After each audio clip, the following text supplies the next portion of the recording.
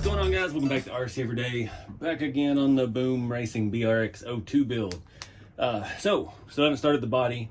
We've finished up the chassis for the most part. It's time to knock out some of this accessory stuff that we talked about in the very first video. While we're here, before we even think about the body, we still got to clean all that electronics up. But we've got a winch to install. We've got their winch mounting setup. This has QR codes. I just scanned it, pulls up instructions online. Got their muscle winch. Supposed to be the one recommended for this truck. We've got the mud flaps, which are pretty self-explanatory. We're gonna go ahead and throw those on while we're here. Got our front diff cover, which I think we can figure out, and our front skid plate. It does have a QR code for instructions as well, so we might take a peek at that because there's this nice little machine brackets down there that I don't know where they go. So, but yeah, I'm just gonna kind of push the electronics aside, get this servo in, the winch in, and get that all mounted up, and then we'll start trying to tidy this up. I did just go online to boomracing.com and got my VIN number registered, so it shows this vehicle as me as the owner, which is kind of cool. You can actually go on there and transfer ownership if you ever part with one of your Boom trucks. Kind of a neat little thing. But yeah, I'm just gonna put some music on. Oh, also got our inner fender sets. I figured that's last step after all of this. Since we're pretty much done with the chassis, we can put those on because that's gonna block a lot of access to things. So let's get started.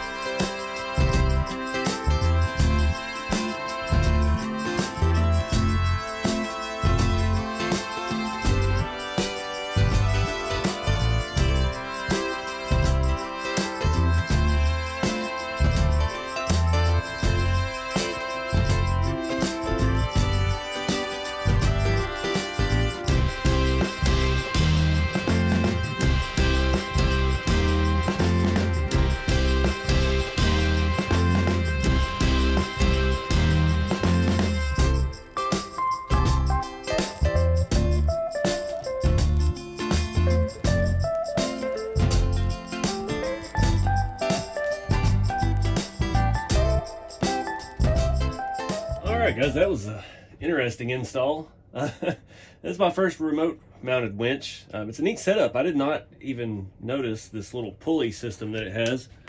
It mounts up here in the front. It's really kind of neat. It goes inside this cable. It was saying in the instructions to wet the winch line to help ease it through, and it absolutely did help. It's kind of neat. You can reach underneath the body, slide this forward, and that free spools the winch. Click it back. Has, I guess if you mounted this in another position, so I don't know, it locks into place there. Yeah, that's open. Get it to lock back. Neat design. That has, unfortunately, a very long cord. Our servo is just an inch short from making it to the box, inch and a half maybe, so I hate running those jumpers, but afraid we're gonna have to. I didn't like I had to take this whole battery tray off to get that mounted, and it looks like to run all of our wires on these mounts that we are going to need to remove it again. I did swap in some scale bolts on the bumper, so it looked a little nicer. I don't know what this is. This is actually just a cloth cord. It's not a synthetic. I tried to burn the ends the first time I tied it, and it just burned and came apart. So I had to retie it, but got it on there, got it looking good. The scale bolts are a nice touch.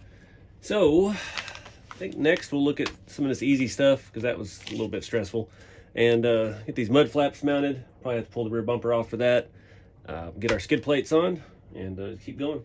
Well, apparently these actually mount to the body, so we're gonna wait on the mud flaps. Yeah, we'll move on to the skid plates, and then we'll do the inner fenders last. And I keep kicking the can of cleaning up this wiring, but we'll get it done. All right, guys, moving on. I hate taking things apart after I've already put it together, especially we Loctite everything.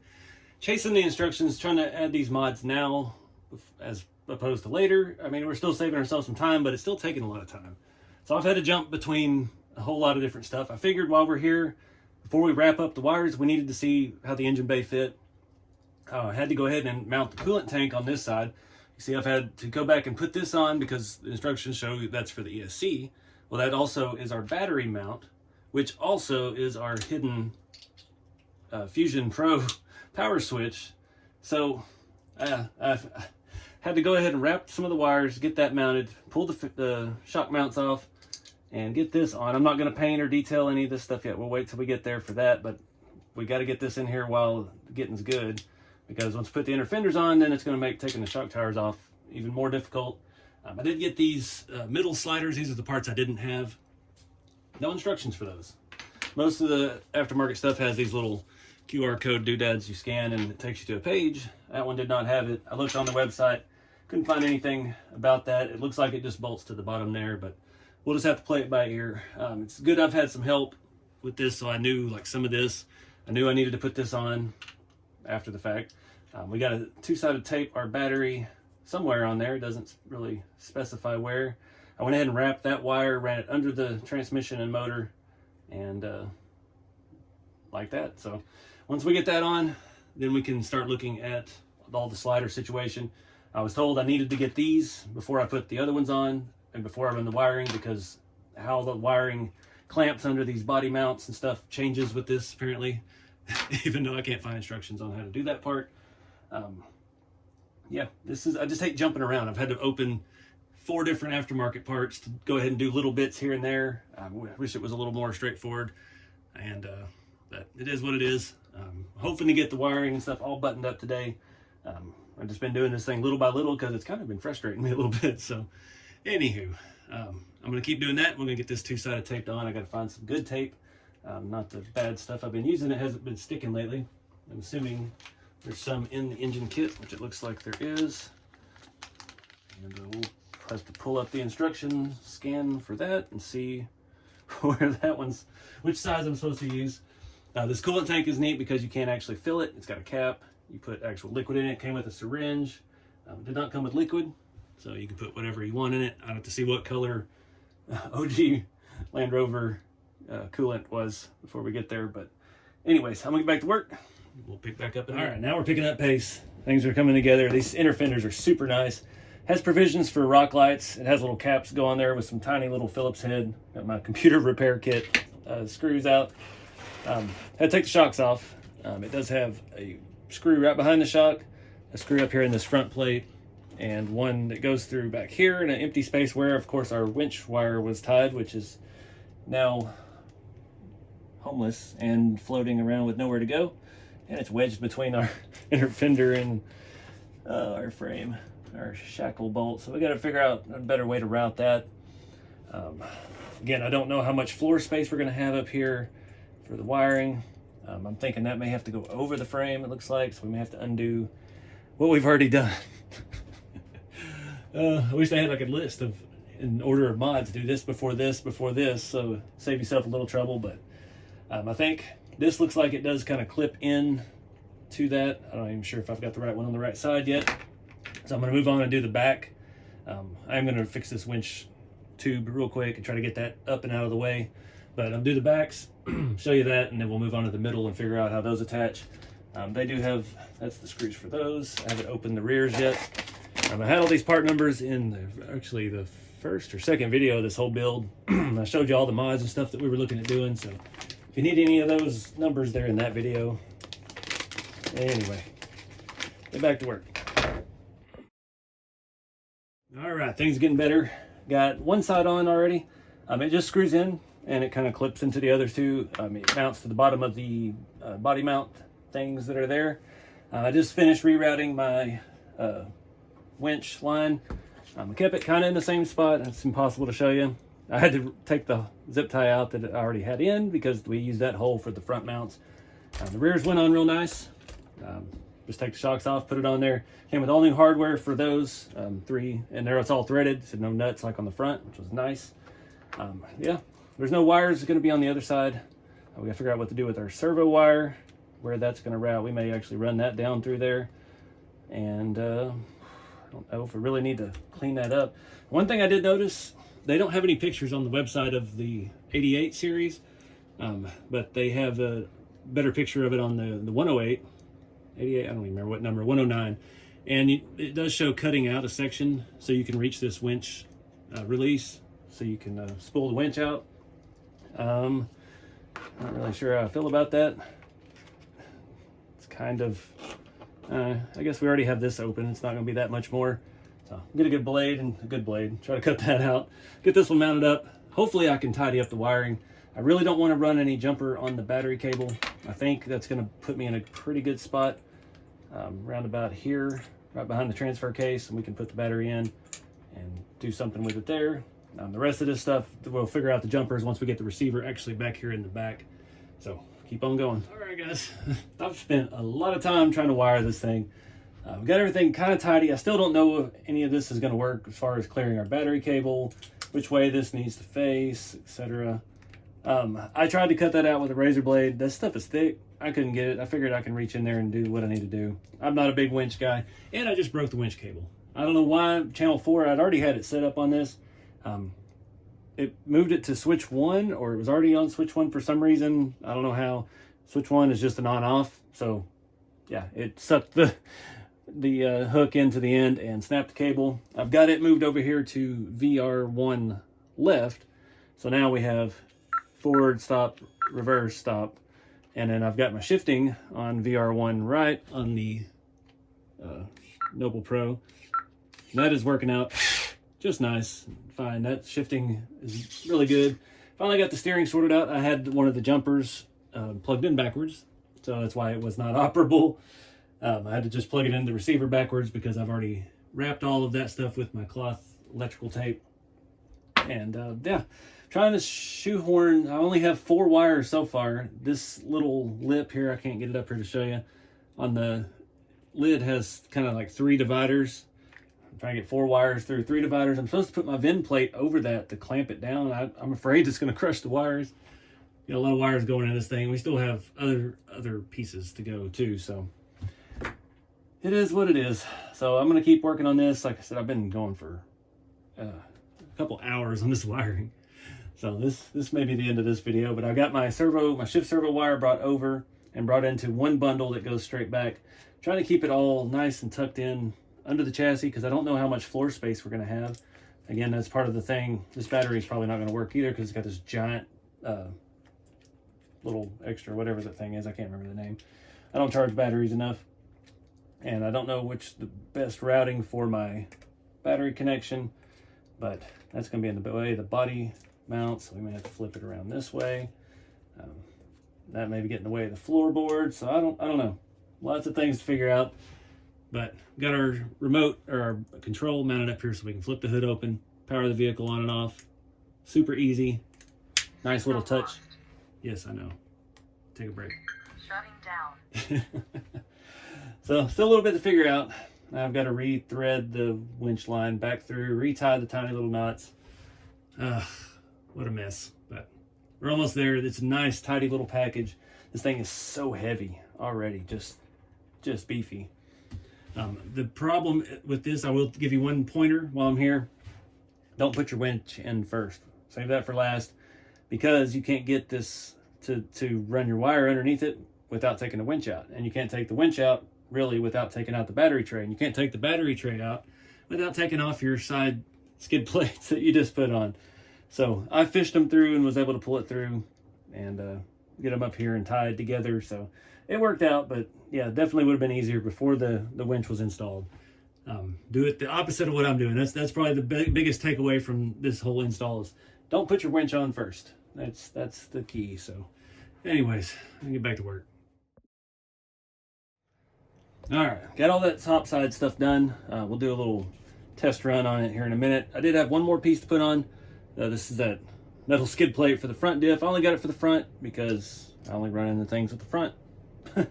Makes sense. We got a couple screws, bolts, and we've got to take some bolts or some screws out of the diff cover and make that work. But just a little extra protection. I'll do that real quick. All right, it has 2 screws go in here from our diff, and then the 2 screws go through those 4-link mount truss holes and some nuts on the bottom. Got plenty of room for all that, so looks pretty cool. Should help. It's pretty smooth. So here we are. So I did have to make a couple executive choices here. We still got more wires to run to the receiver, obviously. I've got the lit gauge cluster, which I'm not looking forward to running that wire. We may have to run it through the body and down here, but I couldn't get this gasket. There just wasn't enough space in this to shove the 4 wires that I had, so I just run them in there and put the VIN plate on top of it. Not going to be as watertight. I'm still trying to figure out where I want to mount this. We could zip tie it here and up here, and that would get it pretty well out of the way of everything. I'm just afraid we're going to have to be adding to it. I've already put a lot of zip ties on. I had to cut them off and change things on this thing, so let me get it all powered up and we'll do a little test run. Now that it's fully loaded and it's heavy, it flexes a lot better. I just drove it around the floor a minute ago, and I was pretty excited to see it, because that's the whole reason I got this thing, is because it's so much fun to drive. And we don't even have any of the body stuff yet, so yeah, it's going to be even heavier. Also, I got the winch re-spooled. I had to unspool the whole thing because it had got caught and rolled itself up backwards again, so and getting that fed through and all routed again was not fun. That wire, I couldn't get anything to cut it. Welcome to Novo Pro Plus. Thank you. I got a brand new razor blade. I was able to cut it a little bit. One thing that's really bugged me a lot, I don't know, this sticks on here, and our button is inside of there to turn this on, and you have to pull the tab down. It would have been easier just to lift up and pop it up, but I don't know. I didn't design it. It's just one of those little things. Maybe it'll make more sense once we're under the hood. And this thing does not have great turning radius. That was one deal with it when I was driving it. Because it is so narrow, these are the 80 width axles. We're still getting a little bit of rubbing in that direction. So let's see if we can do a little tire pickup here for you.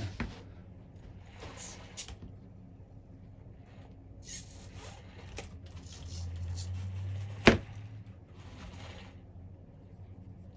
flexing out. This will break in real quick. Like I said, we don't have a whole lot of leaf springs on it. What it called for in the manual. So yeah, this will, oh yeah, it'll soften up real quick. So we got transmission, high and low, low. We've got winch in and out over here. I don't remember which way is which, and I'm afraid I'm gonna break it. I really need to move that because that's not convenient at all. I should probably switch those, put the winch here so I can easily do it in case I mess it up, because switching sides on the remote and doing it this way is not convenient. There we go.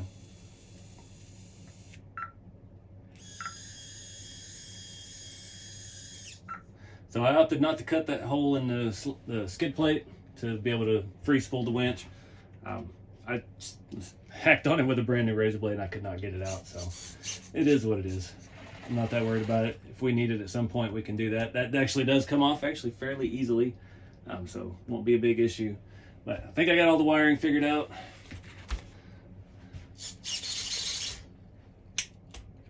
I want to push on that. I love these inner fenders. They're nice and thick, very sturdy stuff. We get all the tuck. This is gonna be fun. Well, I think that's gonna wrap it up for this video. And give you an overhead look of the layout. Got our power switch and our battery. All the wiring on this side. I'm hoping this clears. It's gonna be tight. It's kind of in the way of the body mount, so we'll see how the body actually sits over it. That wire should be fine. All this stuff should be real good back here in the rear. It's tucked under the cross members, so yeah, definitely ought to give us the space we need. Lots of firsts for me. I've never had a servo winch. I've never had an inboard mounted winch. And I've never actually had a 2-speed that worked good. So this is going good so far. I'm just excited to drive it. You guys know from the video at Haul and Crawl, these were a blast to drive. Me and Jeremy loved them. And yeah, we're both building one. So far I'm ahead. Go over to his channel, Juicebox RC, and give him a hard time for slacking. But that's about it. So check all this stuff out. Boom Racing. We've got a link to Asia T's affiliate program in the description if you're looking for any of this stuff. These BRX80 axles and 70 axles, stuff we use on the shop trucks to get narrower widths. That's about it. Appreciate you guys watching. Get out there and have some fun with the hobby. Keep it scaling. I'll see you next time.